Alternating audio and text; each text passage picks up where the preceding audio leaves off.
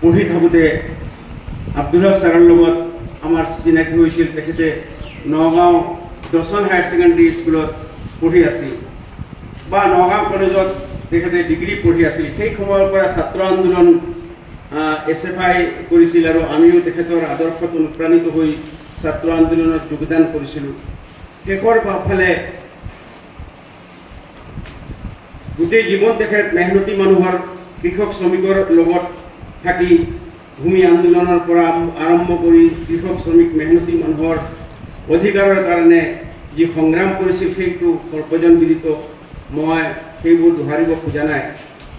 বন্ধুসকল, যিগৰাকী ব্যক্তিয়ে এজন ৰাজনৈতিক নেতা হৈ সমগ্ৰ জীৱন ৰাজনৈতিক আন্দোলনত জড়িত হৈও শিক্ষাৰ দিশটো পাহৰা নাই, এইখন বিদ্যালয়ৰ এই প্ৰতিষ্ঠাপক প্ৰধান শিক্ষক হিচাপে আৰম্ভ কৰি গোটেই জীৱন শিক্ষকতাক লৈ শিক্ষকতাক বৃত্তি হিচাপে লৈ আনকি অৱসৰ গ্ৰহণ কৰিছিল বিনা দৰমহাই। ভেঞ্চাৰ অৱস্থাতে তেখেতে ৰিটায়াৰ্ড হৈছিল, সেই কথা সকলোৱে জানে।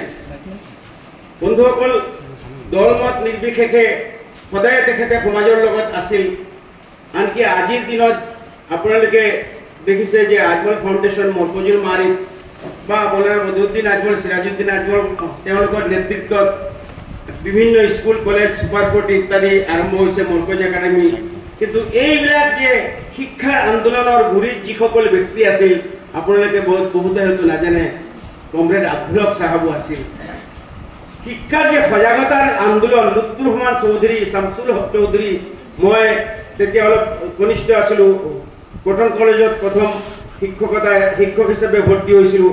সেই সময়তে কমৰেড আব্দুল হক চাহাবৰ নেতৃত্বত লুৎফুৰ ৰহমান চাহাৰ লগত লৈ গোটেই শীতলমাৰী, চৌধুৰী বাজাৰ, মুৰাজাৰ সেই অঞ্চলত আমি শিক্ষাৰ সজাগতা, এডুকেশ্যনেল এৱাৰনেছ জাগৰণ সৃষ্টি কৰিবৰ কাৰণে বিভিন্ন সভা সমিতি কৰি মানুহক শিক্ষাৰ প্ৰতি আকৰ্ষিত কৰি যে ইংলিছ মিডিয়াম স্কুলৰো প্ৰয়োজন হ'ব আৰু সেইবিলাকৰ ফলশ্ৰুতিত শেষলৈ গৈ মৰকজ একাডেমি বা অন্যান্য শিক্ষা প্ৰতিষ্ঠানবিলাক আদি হোজাইৰ মাজত জিলিকি আছে। গতিকে আমি সেইবোৰ পাহৰিব নালাগে। আনকি মৰকজুল মাৰিফে তেখেতক বহুদিন 1000 টকাকৈ এটা মাননি দিছিল মাহিলী, অৱসৰ হোৱাৰ পিছত বহু বছৰ দি গৈছিল। গতিকে আজিৰ দিনত মই তেখেতৰ এই স্মৃতি, তেখেতৰ লগত যে ঘনিষ্ঠ সম্পৰ্ক আছিল আমাৰ শিক্ষাবিদ হিচাপে, 2019 চনত মই মোৰ কৰ্ডবা ছিনিয়ৰ ছেকেণ্ডেৰী স্কুল নামৰ এখন স্কুল প্ৰতিষ্ঠা কৰিছিলোঁ বগাত। তাত তেখেতক কৃতি শিক্ষক হিচাপে সম্বৰ্ধনা জনাবলৈ তেখেতক লৈ এখন সম্বৰ্ধনা পত্ৰ তেখেতক প্ৰদান কৰিছিলোঁ আৰু সেই সম্বৰ্ধনা পত্ৰ তেখেতৰ ঘৰত হয়তো আজিও আছে।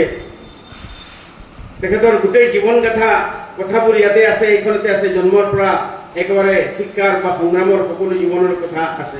বন্ধুসকল, মই আৰু দীঘলীয়া বিচ্ছিন্ন কথাবোৰ ক'ব নোখোজোঁ।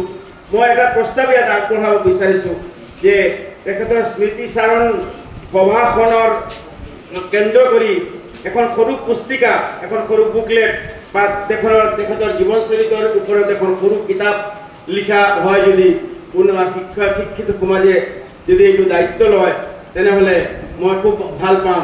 আৰু ইতিমধ্যে তেখেতৰ যে জানাজা হৈছিল যিদিনাখন, সেইদিনা সিৰাজুদ্দিন আজমল আমাৰ ইন্দিৰাকান্তি MLA চাহাবে কৈছিল এইখন কিতাপৰ কাৰণে যদি খৰচ লাগে খৰচো দিব, খৰচ তেখেতে কিয় দিব, আমিও দিব পাৰিম। গতিকে বন্ধুসকল, এখন কিতাপ যদি হয় সেইখন চিৰদিনৰ কাৰণে যুগমীয়া হৈ থাকিব, সভা সমিতি সদায় নাথাকিব। গতিকে আজিৰ দিনটোৰ এই এটা প্ৰস্তাৱ লোৱা হওক, এইখিনি প্ৰস্তাৱৰ বক্তব্য ৰাখি মই মোৰ কথা শেষ কৰিলোঁ।